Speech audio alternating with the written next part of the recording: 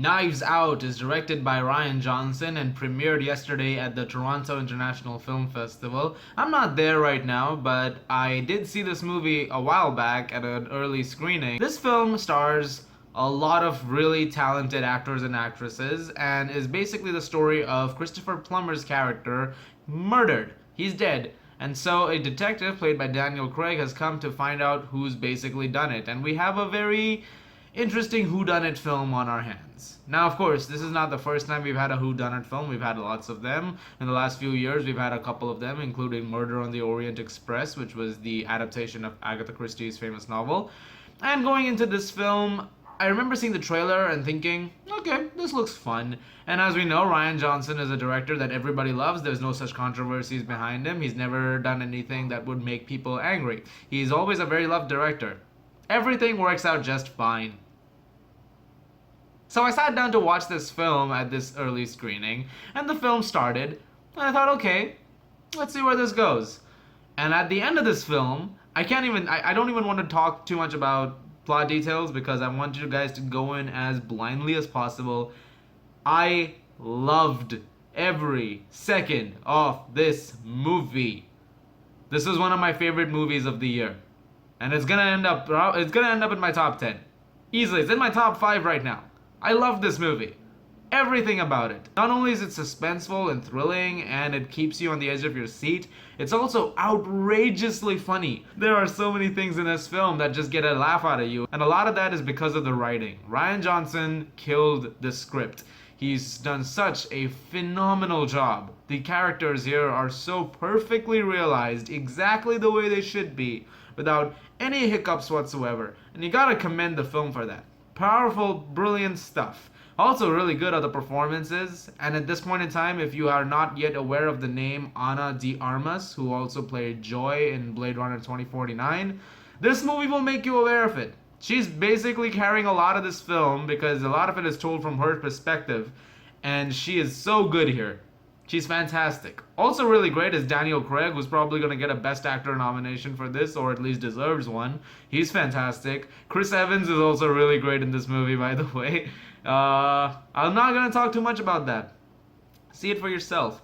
Also the other cast members, Toni Collette, Jamie Lee Curtis, Don Johnson, Katherine Langford, they're all fantastic. Christopher Plummer, of course, each one of them, they do a brilliant job. Lakeith Stanfield, who you may know from Sorry to Bother You and Get Out, fantastic as well. Everybody here, it's just such a perfectly done film. It has exactly the right notes. It doesn't take too long with certain sequences, even when you think it might run the risk of being longer than it should be.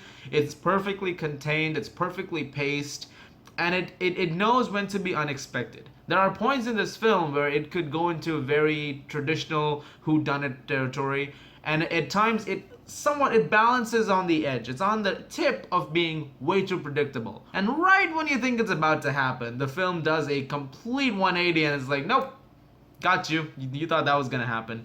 A couple of moments were a little predictable, like where there's this one point where where a character is talking to someone and you're kind of like, I wonder where this is gonna lead. And then you get the payoff to that moment and you're like, yeah, I kind of saw that one little thing coming. I can't really go into specifics of what moment it was because sorry. Also really great is the cinematography of this film by Steve Yedlin. It looks gorgeous. Some of the shots in this movie in particular, particularly the beginning and the ending, the shots are fantastic. There's a few great symmetrical shots with this knives display in the background of the circle of sorts. It's amazing.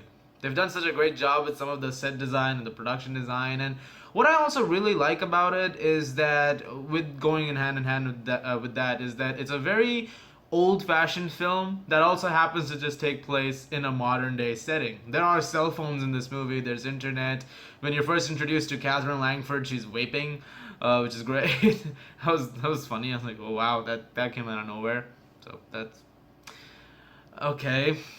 And the film has those little things throughout, but it's still so old-fashioned. It still feels like something that would come out in like the 60s or 70s. It's got that very retro vibe to it. The film also has a surprising amount of political and social commentary, which I did not expect. out of this film, but it had it in there, and it was used well. It was used really well. It was used in an almost satirical manner. In fact, in some cases, it was satirical. There's a character who has these outbursts at one point, and that was definitely not written with a serious mindset. That was written specifically so you could have a wait, really? Okay, this is clearly way more over the top than it needs to be. And the film handled that part also really perfectly. It was just so perfectly composed. That specific scene, I have to give credit to that. What more can I say without spoiling the film? I don't know. Because I don't want to ruin this film at all. I don't want anyone to go in with any preconceived details. I don't want anyone to go in with any notions of how this film's going to turn out. The less you expect out of what you think the plot is going to be, the better. Really, I mean, it's just so twisty, turny in all the right ways, and it knows exactly when the right beat is to do something unexpected. It doesn't try to rush itself at any point whatsoever, and it has everything in a very composed way. It handles everything very composed. There is a risk of this film ending up as a pretentious film for a lot of people, because there's a lot of style on display over here, but there is also substance to it, so it's not just a hollow film that looks nice. It's a film that definitely has a lot more going for it. And I'm just curious to see what people actually think of it when it's finally out in theaters. This film was, like I said, I've said it many times in this review already, I'll say it again, it was awesome, it was great.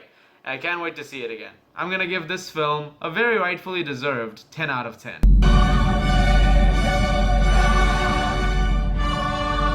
I can't believe this movie's not even out until November. I mean, there's a long time before people actually see this thing.